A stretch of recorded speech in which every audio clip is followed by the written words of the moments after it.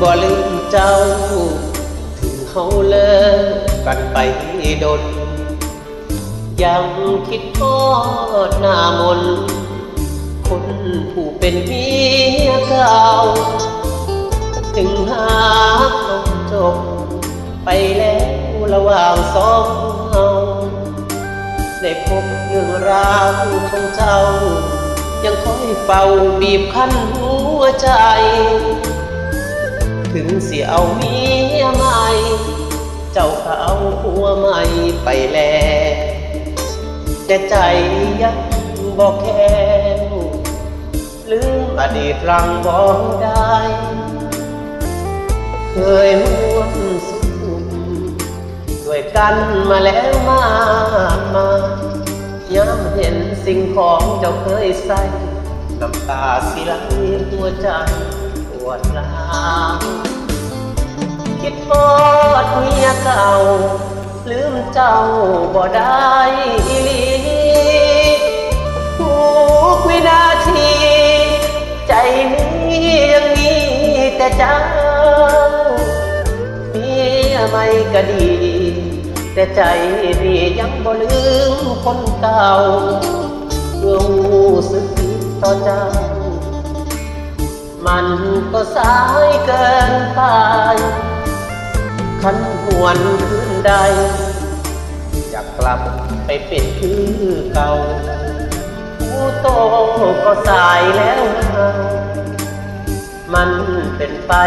บ่ได้เจ้าก็มีผัวแล้วอ้ายก็มีคนรู้ใจ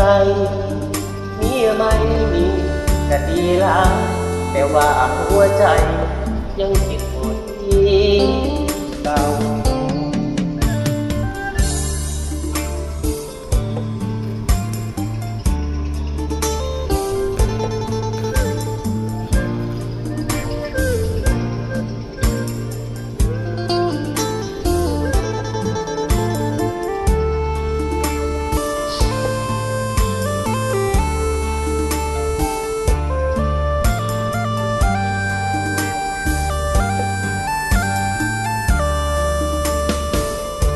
คิดทอ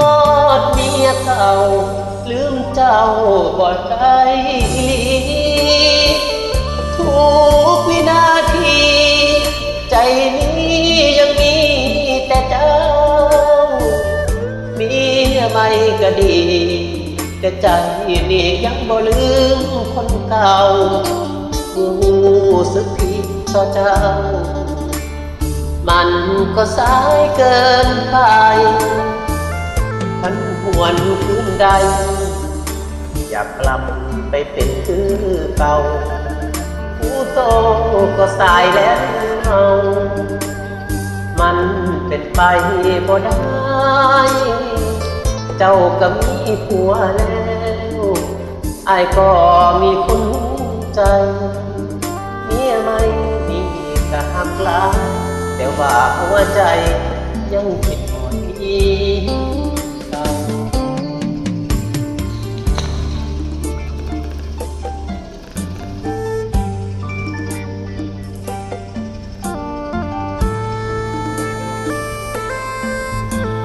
สวัสดี